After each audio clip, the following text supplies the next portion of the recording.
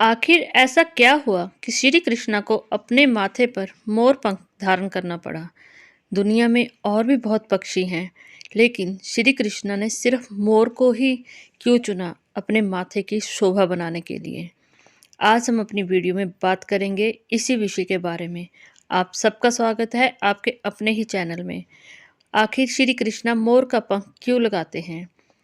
क्या आपको पता है कि सिर्फ मोर ही एक ऐसा पक्षी है जिसने सदैव अपनी जिंदगी में ब्रह्मचर्य का पालन किया। अब आप सोच रहे होंगे कि मोर अगर ब्रह्मचर्य का पालन करता है तो मोर और मोरनी का संबंध कैसे होता है, उनका वंश आगे कैसे बढ़ता है। तो मैं आपको बता दूं, मोर और मोरनी का संबंध शारीरिक रूप से नहीं होता। मोरनी मोर के आंसुओं को पीकर ही गर्भावित हो जाती है। मोरनी का गर्भ मोर के आंसुओं से ही ठहर जाता है। यही एक कारण है कि श्री कृष्णा ने मोर को अपने माथे की शोभा के लिए चुना। और दूसरी मान्यता है कि एक बार श्री कृष्ण और राधा वन में रासलीला कर रहे थे।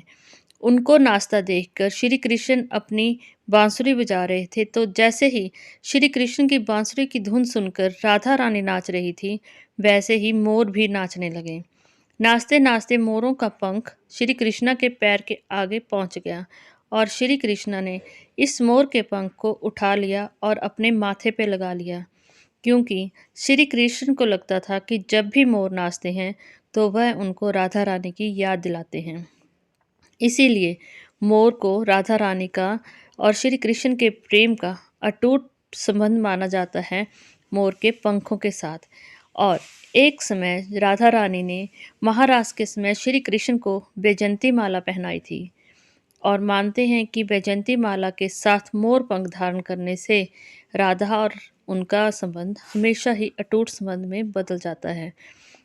वहीं एक और मान्यता के अनुसार मान के चले तो श्री कृष्ण की कुंडली में काल सर्प योग था।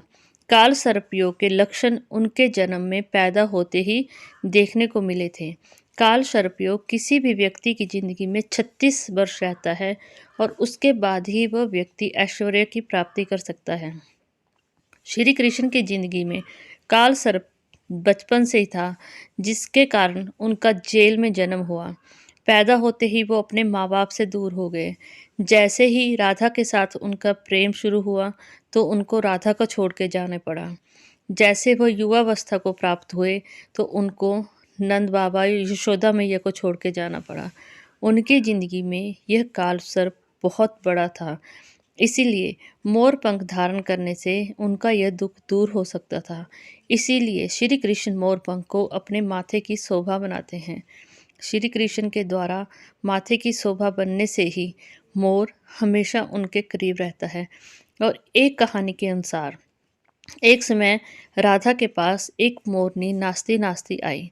जैसे ही मोर नाचता हुआ राधा के पास आया तो राधा ने पूछा, तुम उदास भी हो और नाच भी रहे हो, ऐसा क्या है? राधा ने कहा, मोरनी बताओ तुम्हारे मन में क्या है, आखिर तुम उदास क्यों हो? तो मोर ने कहा, मैं श्री कृष्ण से मिलना चाहती हूँ, लेकिन वो मुझे पहचानते नहीं और ना ही वो मेरा दीदार करना चाहते हैं। मैं उनके आंगन में नाच नाच के थक गया हूँ। यह बात सुनते हुए राधा रानी ने कहा, जब तुम अगली बार कृष्णा के आंगन में नाचोगे तो तुम राधा राधा करके नाचना। इसीलिए जैसे ही मोर राधा राधा करके नाचने लगा, श्री कृष्णा तक उनकी आवाज़ पहुंच गई, क्योंकि राधा रानी हमेशा ही श्री कृष्णा के दिल में रहते हैं। इसी कारण यह भी है कि श्री कृष्णा ने उसी समय के पश्चात मोर के पंख को अपने माथे पे धारण किया। आज अपनी वीडियो को यहीं विश्राम देती हूँ। उम्मीद करती हूँ आपको यह धार्मिक जानकारियाँ बहुत अच्छी लगती होंगी।